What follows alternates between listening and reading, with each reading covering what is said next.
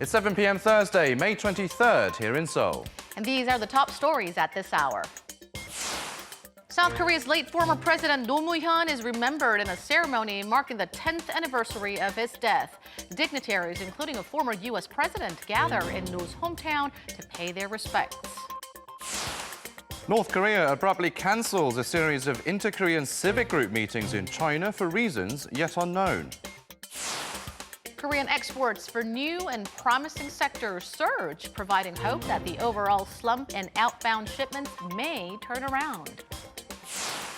And more bad news for Huawei as companies outside the U.S. are also looking to cut ties with the Chinese tech giant. We have the latest on the tech Cold War. NEWSCENTER begins now.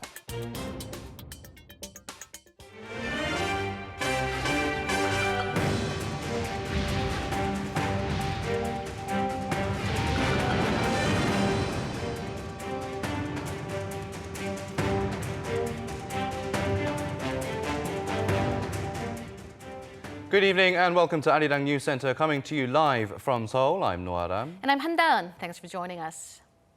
It has been exactly 10 years since the abrupt death of former President Roh Moo-hyun threw the entire nation into deep shock. And to remember him on this day, thousands, citizens and high-profile figures alike headed to the late president's hometown in Gyeongsangnam-do province, where he was also laid to rest. Park Hee-jun starts us off.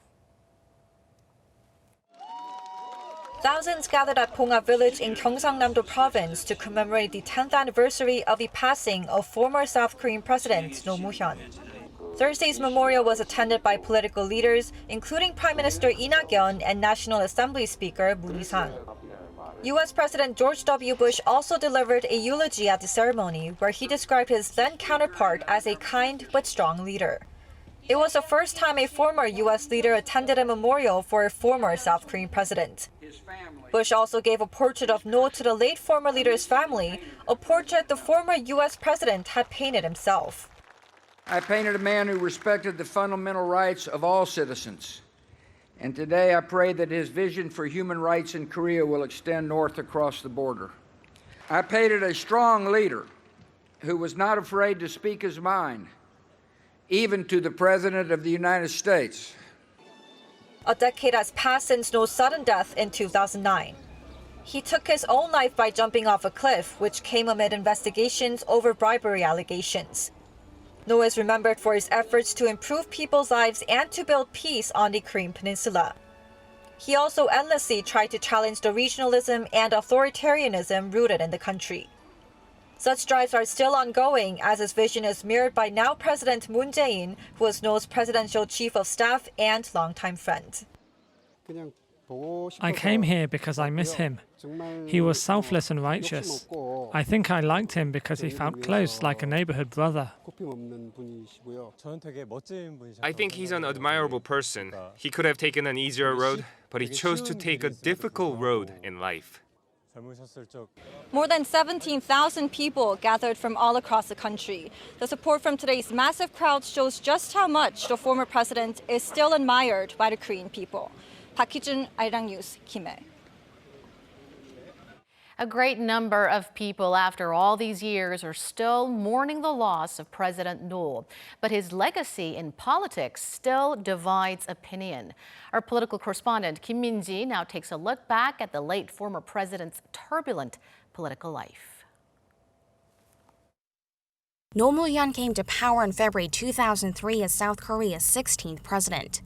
He was a liberal politician who fought against regionalism, corruption, and social polarization. 반칙과 특권이 용납되는 시대는 이제 끝내야 합니다. 정정당당하게 노력하는 사람이 성공하는 사회로 나아갑시다. The three policy goals of Roh's so-called participatory government were to pursue democracy for the people, foster a balanced society where all live well, and open an era of peace and prosperity in Northeast Asia. Roh also put national interests first when it came to economic and diplomatic issues. During his term, he inked a free trade deal with the U.S. and dispatched South Korean troops to Iraq despite strong opposition from his own supporters.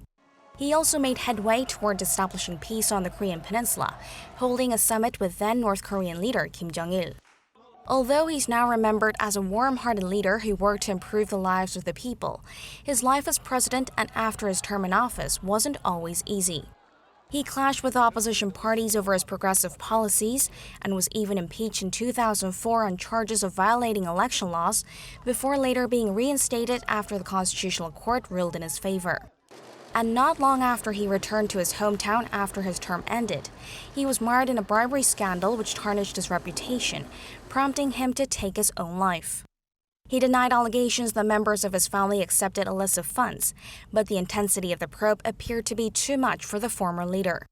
The investigation, which some claimed was politically motivated, ended following No's death. 10 years on from his death, assessments of No's political legacy are still divided. President Moon Jae-in, who served as a presidential chief of staff to the late former leader, has vowed to uphold Roh Moo-hyun's dreams, with the same tasks still lingering, such as rooting out regionalism and authoritarianism and establishing peace on the Korean peninsula. While paying respects after he won the presidency in May 2017, President Moon said he will return again to pay tribute after successfully completing his duties as president by seeking the changes demanded and desired by the Korean people. Kim Min-ji, Arirang News. Just when we thought there could finally be some kind of inter-Korean exchange on the horizon, North Korea has thrown a wet blanket over a planned meeting in China between South and North Korean civic groups. Today, the North Korean group sent a fax to the South saying they're canceling the meetings and pulling people out. Our Oh Jung-hee tells us more. Relay meetings that were to take place between South and North Korean civic groups in the Chinese city of Shenyang this week have been canceled. The North unilaterally notified the South Korean groups. 3 South Korean civic groups, the Committee for Implementation of the June 15th Joint Declaration, the Korean Council for Reconciliation and Cooperation, and the Movement for One Korea, were to meet with their counterparts for 1 or 2 days each from Thursday until Sunday. They were to discuss holding a joint event to celebrate the anniversary of the June 15th summit, the first ever inter-Korean summit held back in 2000, as well as inter-Korean civic exchanges. But according to the civic groups, the North Korean group sent a document by fax on Thursday saying they're canceling the meetings and pulling the people out of Shenyang. South Korean civic group members had already arrived in the city and were heading to the meeting place. The North cited, quote, situational changes as a reason. It was the North that first requested holding the meetings, and what the North means by situational changes is not clear. But watchers say the U.S. seizure of a North Korean ship, Wise Honest, could be the factor. The North has expressed strong dissatisfaction over the seizure, calling the act unlawful and outrageous, and telling the U.S. to think about the consequences it would bring. The meeting in Shenyang this week was to be the first direct encounter between the two Koreas amid a lull in inter-Korean diplomacy after the Hanoi summit. But the meeting is no more as the North abruptly called it off. Oh Jung-hee, Arirang News. South Korea says it'll try and execute the delivery of $8 million to UN agencies as soon as possible for humanitarian assistance to North Korea. Seoul's Unification Ministry said Thursday that it'll be having discussions with the UNICEF and WFP based on the aid plans they have, which have not yet been submitted. Normally, it takes 3 to 6 months to purchase supplies after aid approval. The items to be sent to the North are not yet determined, but the ministry says rice is not likely to be on the list. After the plan is set up, Seoul will have to go through a budget review and a voting process at an Inter-Korean Exchange Promotion Council. South Korean Foreign Minister Kang Kyung-hwa will meet one-on-one with her Japanese counterpart Taro Kono in Paris in just about 2 hours from now. Seoul's foreign ministry says the two ministers who are in Paris for a ministerial council meeting of the OECD will sit down Thursday afternoon local time to discuss a range of issues.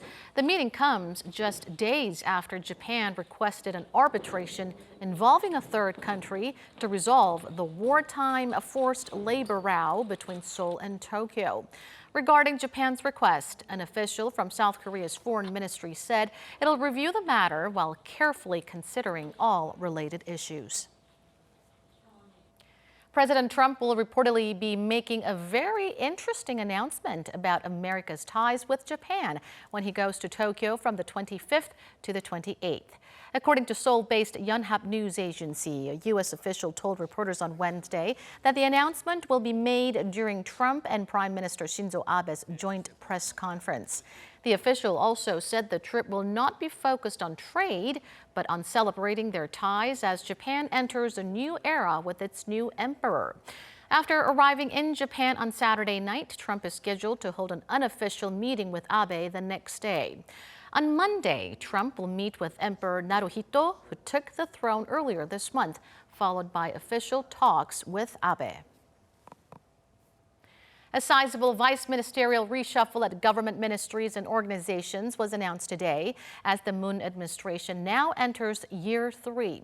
The shuffle includes positions at the country's diplomatic and security-related ministries amid stalled peace talks on the Korean peninsula. Shin Se-min with the details.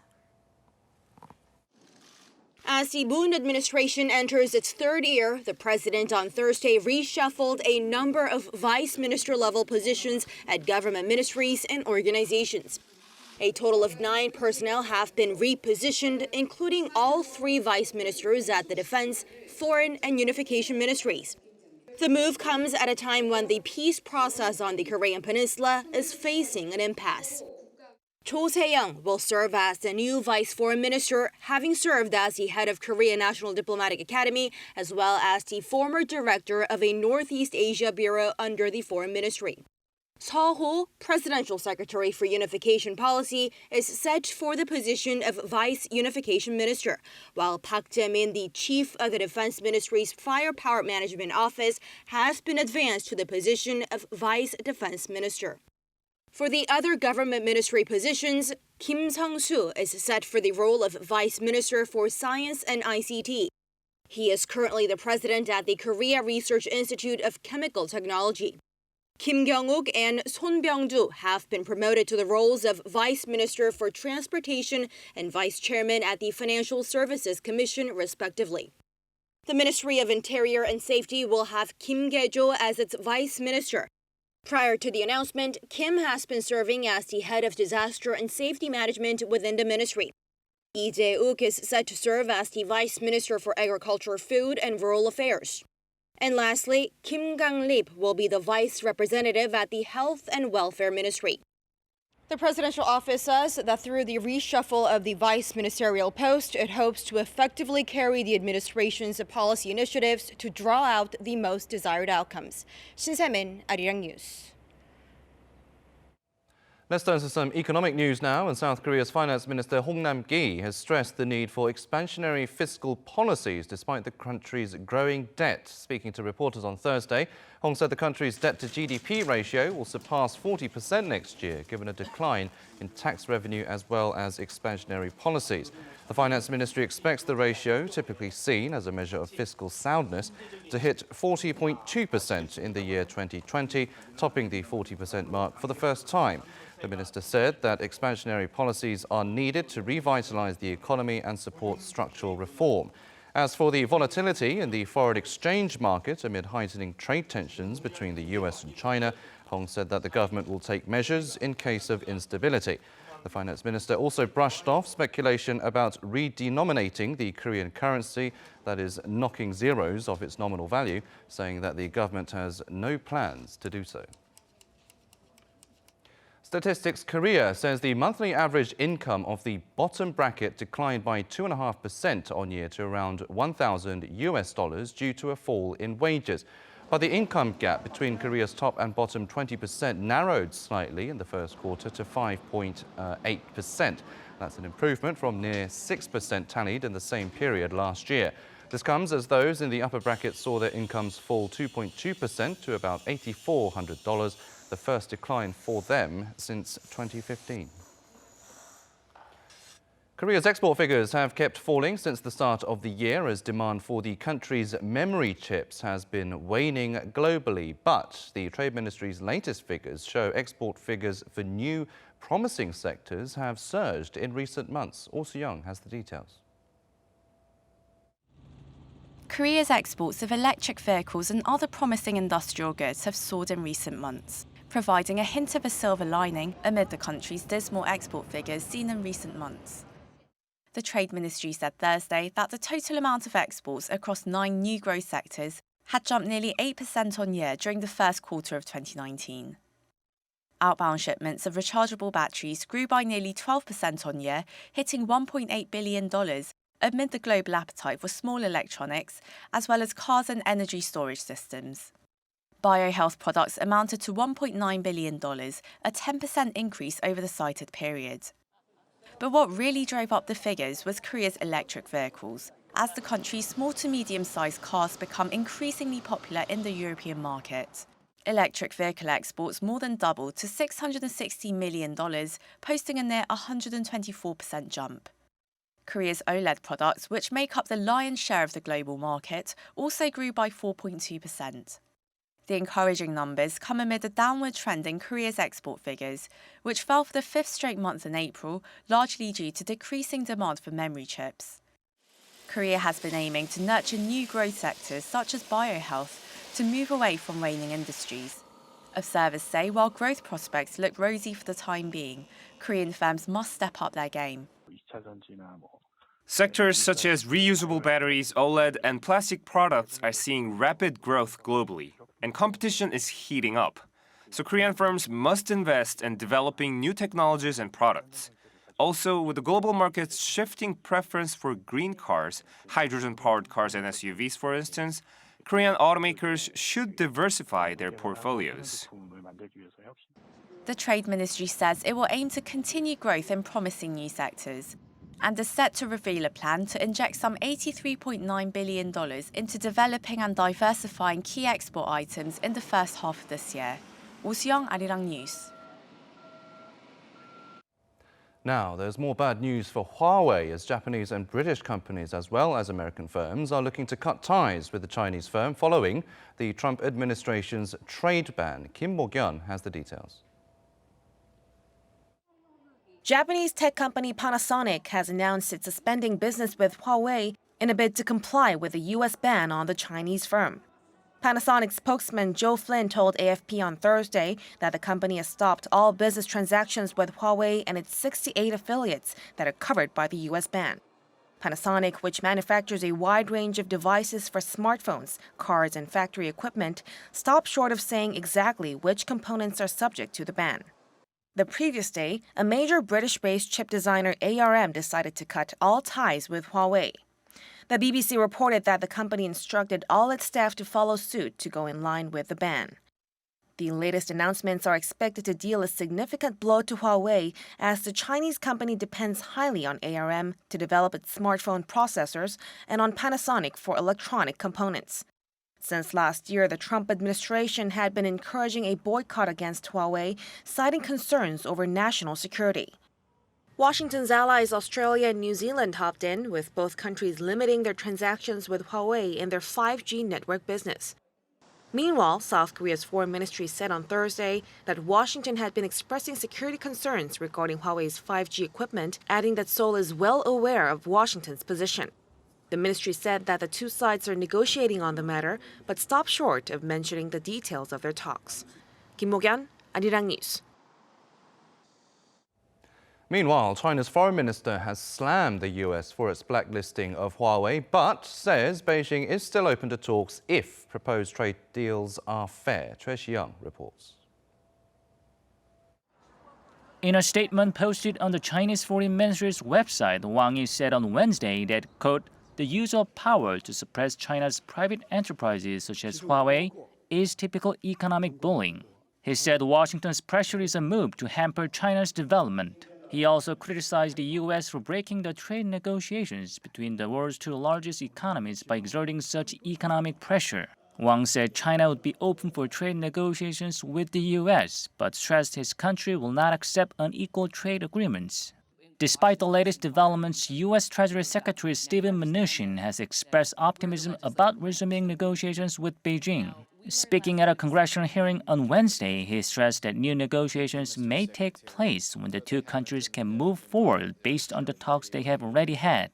Although he didn't elaborate on the specific timing, Mnuchin did mention that Presidents Trump and Xi are highly likely to meet late next month on the sidelines of the G20 summit in Osaka, Japan. Choi Seong, Arirang News.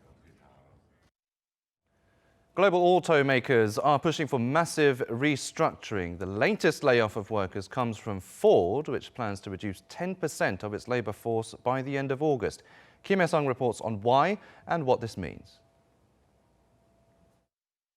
Ford announced plans Monday to cut 7,000 white-collar jobs, 10% of its global workforce, by the end of August.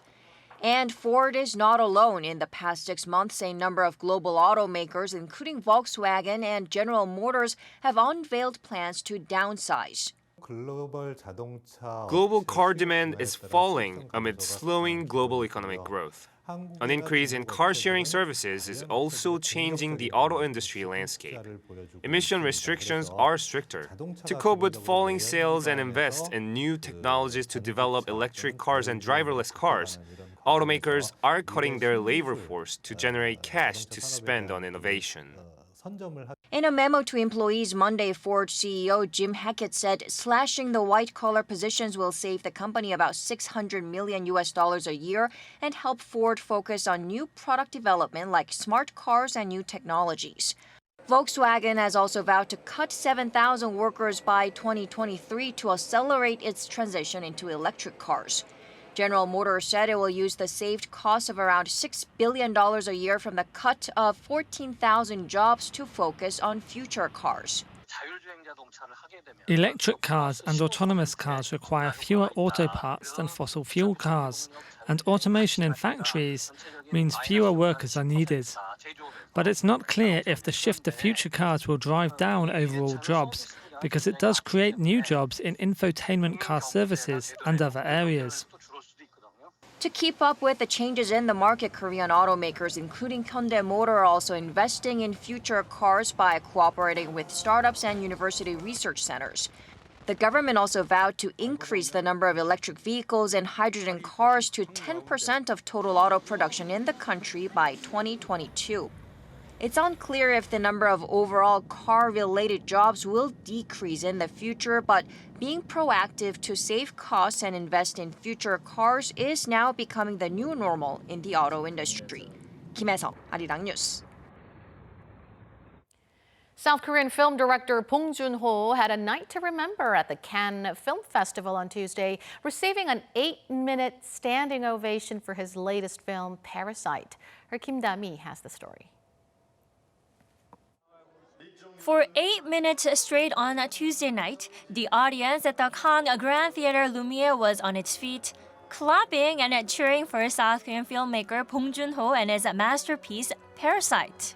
Known for socially conscious films like The Host and Okja, Bong described himself a genre movie director who doesn't like to follow the rules of genre films. I don't like to follow the convention or codes for genre films. I try to convey messages about society through these broken codes.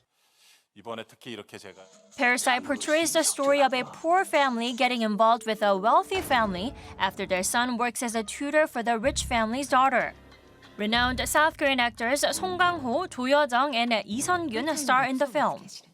Mr. Bong always has a quite keen eye when he analyzes society. This shows in all in his films. In Parasite in particular, we can see the whole evolution, the development of Korean cinema. Presenting for the 5th time at Cannes, Bong is making his second attempt to win the Palme d'Or in the main competition section. He previously tried to win the prestigious award with Okja in 2017. The winner will be announced on the 25th, the last day of the 72nd edition of the film festival. Called Giddy and Brilliant by the film magazine IndieWire, Parasite will be released on May 30th in South Korea. Kim Da-mi, Arirang News. May is the month for families and neighbors here in Korea. To better take care of our neighbors who are in need of help, the Health Ministry has started daycare services for people with developmental disabilities. Yoon Jung-min reports. A group of people are taking part in a workout session at a community service center located in the city of Gwangju, some 260 kilometers south of Seoul. The participants are people with developmental disabilities, and they spend time together during the daytime with various activities such as gym classes, arts, and crafts. It was fun. I would also like to go swimming and visit amusement parks. I want to try everything with my friends. The Ministry of Health and Welfare started the daycare service for people with developmental disabilities in March to take better care of those who could easily be alienated by society. As such, the government aims to ease some of the burden on their families. During the daily programs, volunteers that include parents of some of the participants make sure to look after the group, making sure that no one stays behind. The community center so far has been able to run more than 3 cultural programs a week, including physical education and arts. We provide services that our participants want and need.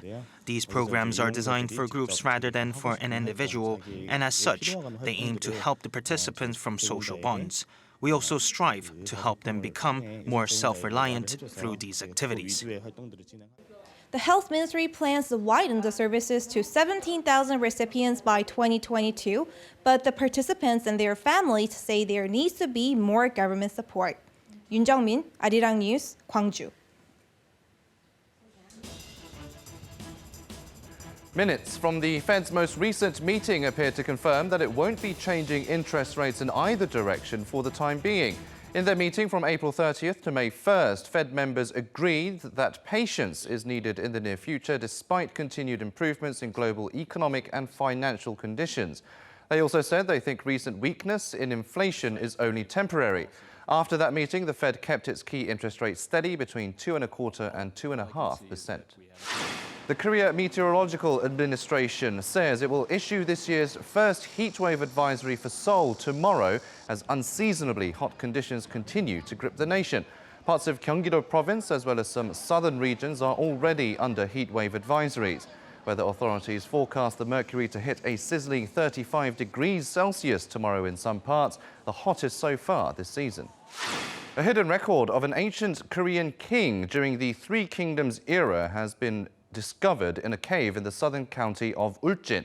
2 local archaeologists revealed the text about Kim Jinung, who was known for expanding the territory of Shilla during his rule. The finding marks an unprecedented look into the king's first 20 years on the throne, which, until now, was unknown. The annual Seoul Drum Festival will kick off at Seoul Plaza for a 2-day run on Friday. World-class drummers, including Chris Coleman, will be performing. There will also be an exhibition room where visitors can see, hear and learn percussion instruments. That has been your 3-minute news flash.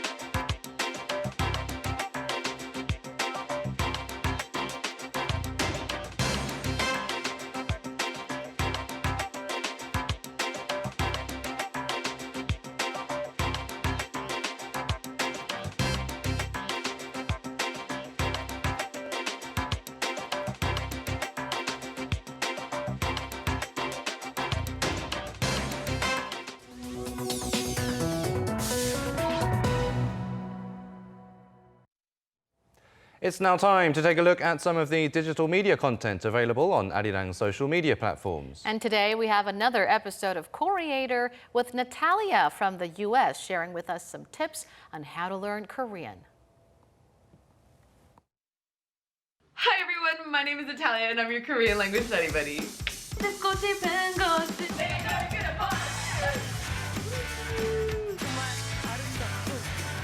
시작할까요?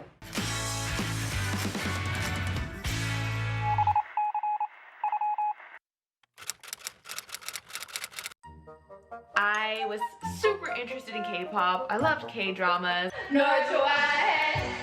Really, really, really, really. But I'd actually never been interested in studying Korean until I got this letter that said that we're going to Korea. And I was like, As soon as I got my acceptance letter to Suncheongyang as part of an internship program, the first thing that popped into my head was Natalia. You gotta learn Korean. And I felt like the only way to develop relationships with the people I met there was if I could speak Korean. I didn't want to have to hope and pray that these people would speak English and go into a store and be like, 영어 할 수 있어요? Like, no, I didn't want to have to do that. So I was like, you gotta learn Korean, Taya. Let's go. Let's get it. 어렵다. 생각보다 어렵다. I actually talk to myself a lot in Korean when I'm by myself. So whether I'm at home by myself or whether I'm like driving to work, these random conversations with my imaginary best friend. Yes, I'm 23 and I have an imaginary best friend. I'll be like, did you see that music video though? Her style was great. Conversation about fashion or about what I'm going to make for dinner. Actually say them out loud. The sentences over and over and over again until I can say them more native. The second main way that I study Korean is with textbooks. So I love sitting down at a cafe or at my desk and just reading and taking notes. The first one is from Seoul. It's called Korean Pronunciation for Foreigners.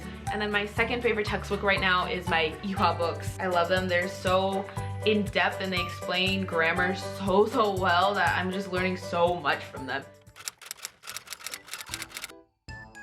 I love Korean because it has like the cutest words. For example, I love the word toki. So toki means like bunny or rabbit, right? If I had a dog, I would name him or her Toki. Like I'd be like, Toki, Loa! And it'd be like, I'm literally calling my dog Rabbit. Rabbit, come here! And then here comes a dog, like, that's really weird. But like, it's just so cute, like I love it. I also really like that Korean has words that like, they've contracted basically. Like for example, kumsaba, or like somebody who falls in love quickly. I think it's so cool that they've taken these three words, one little like 3-syllable word, kumsaba, instead of saying like someone who falls in love quickly or someone who falls in love easily. It's like, it's good. I think the most important thing you need to do when learning any language really is to make sure that you're switching up your language materials. Have fun. Use your podcasts, use your YouTube videos, use music, like just make sure that you're having fun. That is my tip to you. It was so fun talking to you guys and hopefully I'll see you guys again. So 다음에 봐요, guys.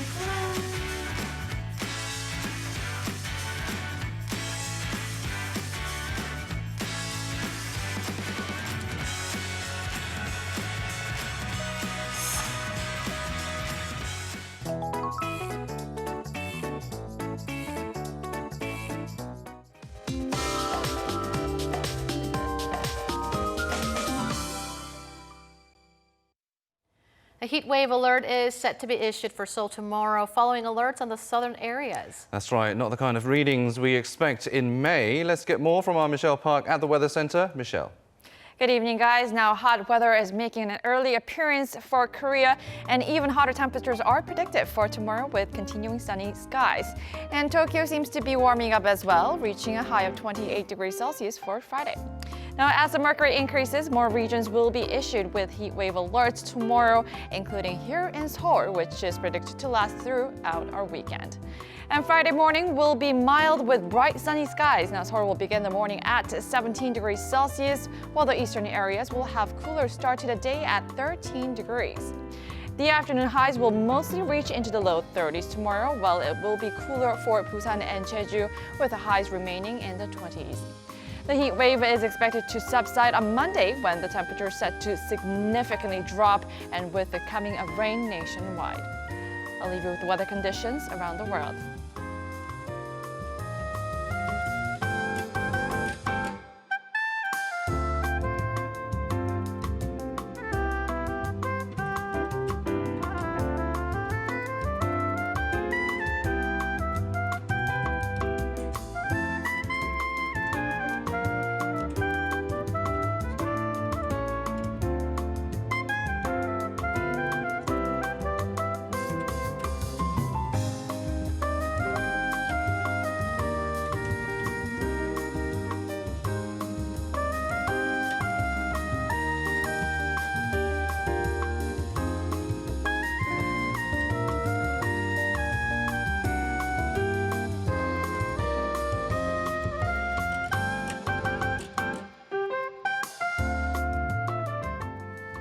Well, that will do it for this edition of Arirang News. Thank you as always for watching. Stay tuned for News in Depth coming up next.